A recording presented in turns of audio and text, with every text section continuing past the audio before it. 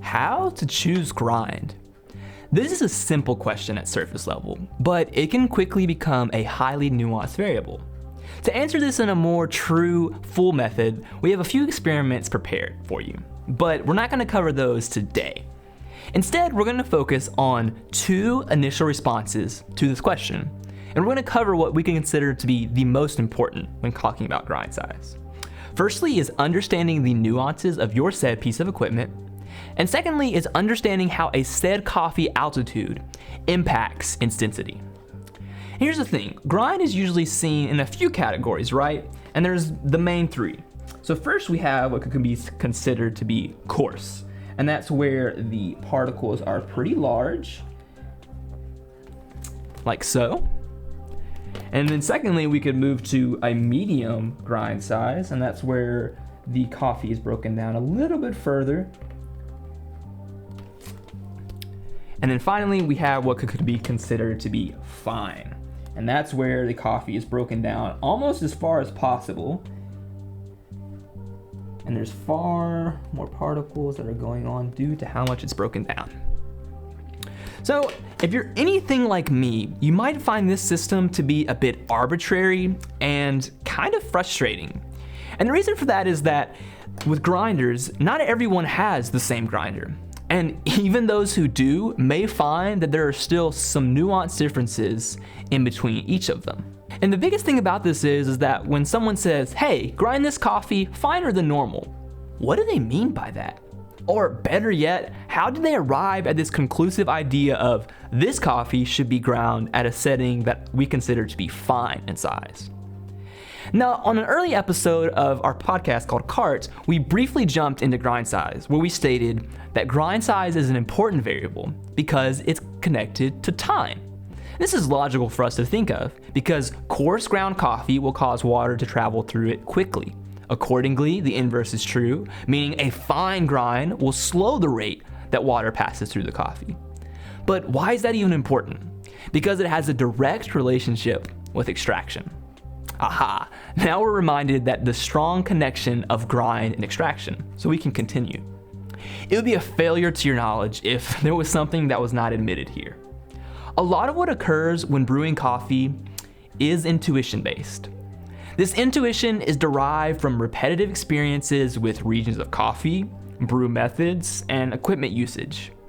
Knowing this helps us place logic on why one may quickly say, grind finer than normal, or hey, loosen your grind size, make it coarser.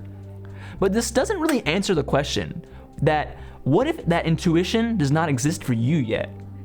There are a lot of possibilities to access this elusive grind size intuition that bypass pure experience, and some of the possibilities as they relate to grind might include understanding regions, chemical properties, freshness nuances, roast and development levels, altitudes, and equipment. And those are just a few, but as aforementioned, we're going to be covering 2 of those, which is equipment and altitude. Firstly, understanding your equipment. Once one knows how something functions, it's easier to apply some baseline rules. If you ask an experienced barista who spends a lot of time at a given cafe, the basis of where to grind is usually set in the equipment that they are using every day. Let's use something as an example that many of us has access to every day, a standard coffee maker. Since the majority of standard batch brew machines use very similar technology, it is a bit more streamlined process to understand them. And if no other similarity exists, it is that standard coffee makers give the average user control over 2 variables, grind and water. Since it is an automated process, there's a smaller window for error, and this is useful for the sake of our conversation.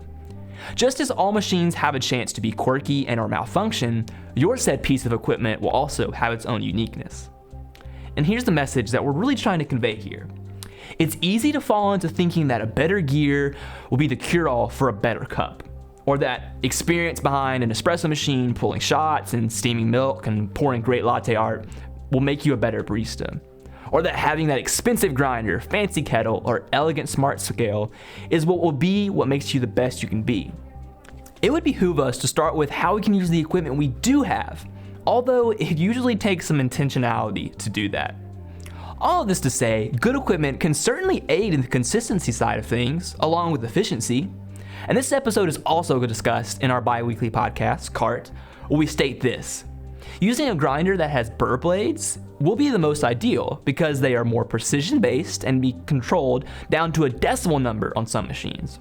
Having a burr grinder in your coffee making tool belt will produce a noticeable difference in the consistency and overall quality of your brewing. However, that may be true, but you find that you can learn a lot by just acclimating yourself to the nuances of your current equipment. And that's another common piece of equipment that you might have. You know, the blade grinder, the Mr. Coffee one that's probably under your sink right now. No matter what kind of grinder that you have access to, firstly, understand it.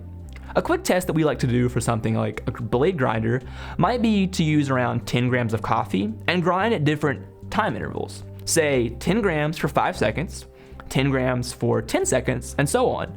And this will reveal just how fine or coarse your grinder will go. And the thing with this is that if you wanted to really see the nuances of your grinder, you could use something like a micron sifter that we have here. This is put out by Cruve, and there's different screens that the coffee can go through, and you can really see the inconsistencies that exist between each grinder. But the thing about that is that I don't think that everyone has time in the mornings to sift their coffee before grinding it. But it can be a helpful tool in understanding just where your grind is actually sitting when we're talking coarse or fine. A similar experiment that we could do is to set a grinder to the coarsest setting, then the finest, then in between. Something just as simple as this can aid in gauging what is considered coarse or fine to you and your set piece of equipment. Okay, now we know the importance of how to approach our equipment, and along with some few experiments to try out. But we've yet to fully answer our question, how to choose grind size. You might find this next observation to give you more immediate results, and that is altitude. Altitude affects density. Roasters typically include elevation details on their bags, and to the uninitiated brewer, this may seem like meaningless information, but for us, we know that this is the ticket to brewing the best cup we can. Apart from a roaster's elevation data, taking a glance at an atlas is also a great tool for getting a broad overview of a said coffee's topography, and where one should grind at. There's an excellent resource that's found at elevationmap.net, and you can find exact, precise altitude and topography details for a said region. James Hoffman briefly covers this in his book, World Atlas of Coffee, and on pages 70 and 71 of this book, Hoffman speaks to that exact topic. Let's see what he has to say. Quote, "Unfortunately, not all coffee should be treated equally in the grinder. If the coffee is from a higher altitude, you may need to grind finer. Once you have made the switch a few times, you can make a well-educated guess when changing coffees and prevent too many bad brews." End quote. Based on this quote, we can derive a broad concept for high-grown coffee, say an Ethiopian. Start with grinding fine. And for a lower grown coffee, say a Brazil, grind coarser. Hoffman also makes a note that coffees of varying development stages or roast levels require different grind.